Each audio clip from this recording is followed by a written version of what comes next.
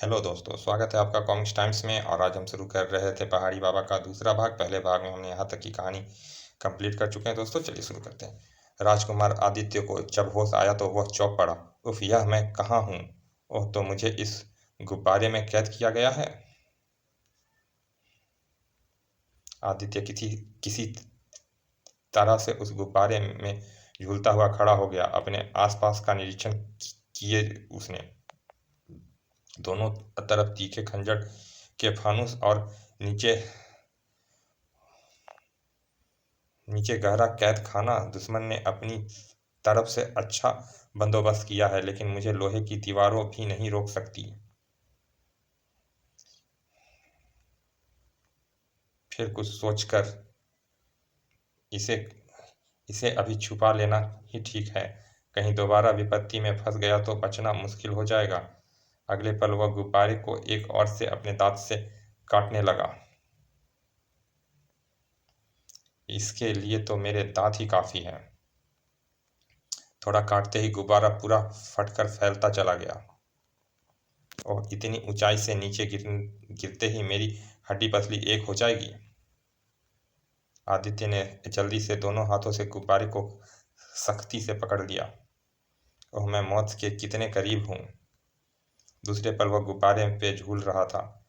अब और फिर उसने एक खतरनाक कदम उठाया जिसके चूक जाने पर केवल मौत ही हासिल होती। किंतु वह सुरक्षित उस छज्जे पर पहुंच गया था। अगले क्षण वह द्वार की ओर भागा, लेकिन तभी उफ, गड्ढे में गिरता चला गया वो। अरे, मैं तो एक का और कैद में जा फंसा। आदित्य आगे बढ़ा। यह दोनों डाकू पहरे पर ना होते तो मुझे यह कोठरी अधिक देर तक कैद ना रख सकती थी। इन दोनों से छुटकारा पाकर ही मैं यहाँ से निकल सकता हूँ। कोठरी के बाहर पहरे पर दो डाकू खड़े थे। लगभग एक घंटा आदित्य को उपाय सोचते ही निकल गया। तभी कमरे में एक लालपटधारी दाखिल हुआ। शायद यही डाकू सरदार दुर्जन सिंह है। तो आपने भागने की कोशिश भी कर डाली राजकुमार। लेकिन याद रखना, यह डाकू दुर्जन सिंह का कैद खाना है, जिसमें एक कैदी कैद से निकलने की कोशिश में कैदी दूसरी कैद में जा फंसता है पर मुक्त नहीं हो पाता। तुम्हें अपने जिस कैद खाने पर इतना अभिमान है दुर्जन सिंह, उसे मैं अपने बल और बुद्धि से ध्वस्त कर डालूंगा। किंतु तुमने अपना मुंह क्यों छिपा रखा है? क्या इसीलिए कि हमारे हाथों कहीं मारे ना जाओ? दुर्जन सिंह ने एक भयानक ठहाका लगाया। हा हा हा, तुम अपनी जान की खैर मनाओ राजकुमार आदित्य। फिर एकाएक ही उसने दूर घूरकर राजकुमार आदित्य की ओर देखा। तुम्हारा छोटा भाई राजकुमार अश्विनी कहाँ है? यह तुम मुझसे पूछ रहे हो? मुझे क्या पता। तुम बहुत चालाक बनने की कोशिश कर रहे हो राजकुमार, मगर अश्विनी भी अब अपनी नज़रों से अधिक देर तक बच नहीं सकेगा। आदित्य को खामोश होते देखकर दुर्जन सिंह वहां से चल दिया। यह बहुत होशियार है, इसकी निगरानी सख्ती से करना। आप निश्चिंत रहे सरदार। दुर्जन सिंह चला गया, किंतु रात गहराते ही दोनों डाकुओं को नींद के झटके आने लगे। क्यों ना मैं कुछ देर ऊंचा उछलूं, तब तक तुम पहरा दे लो। फिर तुम सो लेना और मैं पहरा दूंगा। बात तो ठीक कह रहे हो। फिर एक डाकू वहीं पर लेट गया और दूसरा कोठी के द्वार के साथ खड़ा हो गया। डाकू जल्दी ही नींद की गोद में पहुंच गए और थोड़ी देर पश्चात ही कोठरी के द्वार के साथ खड़े डाकू की आंख भी ओझल होने लगी। इसी घड़ी की तो मुझे प्रतीक्षा थी। घर आदित्य बिना आहट किए धीरे धीरे कोठी के द्वार की ओर बढ़ा। फिर वह पहुंचकर उसने एकाएक ही उसे डाकू को दबोच लिया। और अब मुझे मौत की ही अब तुझे मौत ही मुझसे मुक्ति दिला सकती है। अगले क्षण उसका शरीर निर्जीव होकर झूल झूल गया। तब इससे पहले कि इसका साथी जाग जाए, मुझे जल्दी से बाहर निकलना है। बाहर निकलकर उसने आहिस्ता से उस डाकू को लाश को नीचे लिटा दिया और दूसरे साथी की ओर बढ़ा है। और अगले क्षण निहत्थे उसने भाला वापस खींच लिया। निहत्थे मनुष्य पर वार करना गलत है, लेकिन तुम एक डाकू हो और मेरे मेरे कैद से निकलने के लिए यही यही करना जरूरी था। उसकी चीख की आवाज़ से इसके साथी चौकन्ने हो गए होंगे। मुझे जल्दी से यहाँ से निकल लेना चाहिए। इसी पल वह भागा, लेकिन तभी उसके पैरों के नीचे से जमीन सरक गई और वह एक कक्ष में जा गिरा। उधर ठीक उसी समय एक लाल लबदाधारी छुपता छुपाता उन चट्टानों की ओर बढ़ रहा था कि अचानक एक पेड़ के पास पहुंचकर चौंक उठा वो। ओह मोती! तभी उसकी निगाहें थोड़ी दूर गई। आगे और भी हैं। वह उन मोतियों के पीछे पीछे चलने लगा। अतः एक जगह पर यहाँ से आगे मोती नहीं दिखाई पड़ रहे हैं। तब उसने अपनी दृष्टि ऊपर उठाई तो और थोड़ी दूर पर ही पहाड़ी बाबा का मंदिर है। मैं उसकी पिछली और वाली चट्टान के पास हूँ। क्यों ना मैं इन मामलों में पहाड़ी बाबा की मदद लूँ, लेकिन वह तो समाधि में लीन होंगे। मुझे जो कुछ करना है अपने बल पर करना चाहिए है। और मन में किसी दृढ़ निश्चय को लिए वह तेजी से एक और को बढ़ता चला। उधर कमरे में गिरते ही आदित्य अभी संभल भी नहीं पाया था कि तभी एक भयानक गुर्राहट सुनकर चौंक उठा। बाघ! आदित्य का अनुमान गलत नहीं था। अचानक बाघ तेजी से उसकी ओर उछला, लेकिन आदित्य फुर्ती से परे हट गया और बाघ लगभग उसके पास से होता हुआ सीधा फर्श से जा टकराया। उसने तुरंत भाले की ओर छलांग लगा दी। मुझे वह भाला हासिल करना चाहिए, वरना यह बाघ मुझे अपना निवाला बना लेगा। उसने तेजी से लपक कर भाला उठा लिया। बाघ जैसे ही आदित्य पर आक्रमण करने को उछला, भाला उसकी छाती में बेबस हो गया। कुछ क्षण तक धड़पने के बाद बाघ का जिस्म शांत हो गया। दुर्जन से पहले तेरा अंत मेरे हाथों होना लिखा था।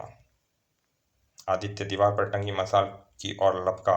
अब अंधेरे में यह मशाल रास्ता दिखाने के काम आएगी। लेकिन जैसे ही उसने उस मशाल को उतारा, तभी एक पिंजरा आकर उसके ऊपर आ गिरा। ओह, एक और कैद! लेकिन आदित्य ने उस पिंजरे के नीचे भाले के नोक फंसा दी। यह भाला काम आएगा अब, और पूरी ताकत के साथ पिंजरा ऊपर उठाने लगा। पिंजरे के थोड़ा ऊपर उठते ही उसने अपने दोनों हाथ पिंजरे के नीचे फंसा दिए और फिर पूरा बल लगाकर पिंजरे को ऊपर उठाकर वह तेजी से उसके नीचे से निकल आया। तुरंत उसकी निगाह एक द्वार पर पड़ी। यह अवश्य उस कक्ष से बाहर निकलने का रास्ता है। वह तुरंत द्वार की ओर बढ़ा, लेकिन द्वार में दाखिल होकर उसने जैसे ही दूसरी ओर कदम रखा, जहरीला धुआं उसके नत्थु से टकराया। यह धुआं भयानक भी हो सकता है। धुएं से बचने के लिए उसने जिधर मुंह किया भाग लिया, किंतु जैसे ही वह दूसरी ओर गुफा के बाहर निकला, उस जाल में फंस गया वो। अगले ही क्षण जाल में फंसे आदित्य को किसी ने नीचे धकेल दिया। मैंने कहा था कि दुर्जन सिंह की कैद से कोई मुक्त नहीं हो सकता। ओह पहाड़ी बाबा, तो डाकू दुर्जन सिंह तुम हो? बुरी तरह चौंक उठा था राजकुमार आदित्य पहाड़ी बाबा उर्फ डाकू दुर्जन सिंह को देखकर। लेकिन अब मैं तेरा भेद जान गया हूँ। तू अब और धोखा नहीं दे सकेगा। हाँ, मैं ही डाकू दुर्जन सिंह हूँ। मैंने राजवैद्य का अपहरण करके उससे कैद कर लिया और पहाड़ी बाबा के वेश में राजवैद्य से पूछ पूछ कर लोगों का उपचार करता रहा, ताकि इस आड़ में मेरा यह वेश छुपा रहे। हा हा हा! तू मेरी फैलाई तिलिस्म कैद से तो बच गया राजकुमार, मगर इस जाल को भूल से अटक भी बैठा, जो हजारों फुट नीचे गिर जो अटक भी बैठा तो हजारों फुट नीचे गिरेगा।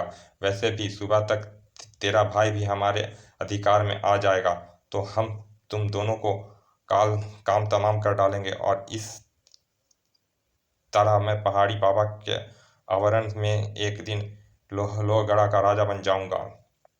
फिर दुर्जन सिंह मुड़ गया वापस जाने के लिए। तेरे साथी ही तेरे घृणित इरादों को हम मिट्टी में मिला देंगे दुर्जन सिंह। तेरे साथ ही तेरे घृणित इरादों को हम मिट्टी में मिला देंगे दुर्जन सिंह। राजकुमार आदित्य इस जाल में कैद सिर्फ अब सोच सकता था। मैं मौत के कितने निकट हूँ। मैं मौत से जीत जाऊंगा, उसकी कैदी नहीं रहूंगा। बुराई को मिटने के लिए मौत से तो संघर्ष करना ही पड़ता है। तभी जैसे आदित्य की मुक्ति का संदेश आ पहुंचा। आए, यह क्या पतंग, इतना विशाल पतंग, और इसके पीछे भी कुछ है। अश्वनी, तुम? क्षमा करना भैया, मुझे तुम्हारे फेंके मोतियों में तुम्हारे कैद होने का पता चल गया था, लेकिन इस पतंग का तथा अन्य प्रबंध करके तुम तक पहुंचने में देर हो गई भैया। मोती मिलने बंद हो जाने के बाद जब मैं आगे बढ़ा, तभी आपको जाल में फंसा यहाँ लटकते हुए देखा मैंने। अब हमें जल्दी से यहाँ से राजमहल जाकर सेनापति और सैनिकों के साथ मिलकर पहाड़ी बाबा उसके साथी डाकुओं को पकड़वाना है। पहाड़ी बाबा ही डाकू दुर्जन सिंह है। हाँ, मैं भी उसकी असलियत जान गया हूँ भैया। लेकिन तभी, ओह, वह दोनों राजकुमार जा रहे हैं, उन पर हमला करो। दुर्जन सिंह के डाकुओं ने एक साथ कई भाले उन पर फेंके और तब पतंग कट गई और दोनों नीचे गिरने लगे। शायद हमारा अंत आ गया भैया। नहीं, हम जल में गिरेंगे। तब तक घोड़े पर सवार दुर्जन सिंह अपने साथियों के साथ समुद्र तट पर पहुंच गया था। दोनों पर भाले फेंको। दुर्जन सिंह के आदमियों ने उन पर भाले फेंकने चाहे, मगर तभी, आह खच्चाक आह, अगले पल। क्षमा करें पिताजी, हमने वह धमकी पत्र लिखकर अपने अपहरण का नाटक आपके आप को दुख पहुंचाया। मैंने तुम्हारी हस्तलिपि पहचान ली थी आदित्य, और तुम्हारे नाटक को परवान चढ़ाने के लिए सवै नाटक किया था। ओह, मगर आपको पहाड़ी पापा के दुर्जन सिंह होने का पता कैसे चला? सेनापति जी को एक दरबारी पर संदेह हो गया था कि वह डाकुओं से मिला हुआ है। उन्होंने उसे दबोच लिया और पूछताछ करने पर उसने बताया कि पहाड़ी बाबा ही दुर्जन है और उसके आसन के नीचे से ही जमीन में बनाए हुए तहखाने में उसका अड्डा है। ओह, मैंने भी यही अनुमान लगाया था, मगर पहाड़ी बाबा की असलियत का पता चलते ही प्रजा अवश्य दांतों तले उंगली दबा लेगी। चलो अब इस बीच के चोंगुलों से राजवैद्य चलो अब इस नीच के चंगुल से राजवैद्य जी को भी छुड़वाया जाए। समाप्त। चलिए दोस्तों, यह कॉमिक्स यहाँ समाप्त होती है। मिलते हैं फिर ऐसे किसी अच्छे से कॉमिक्स के अच्छे से भाग में। तब तक के लिए धन्यवाद।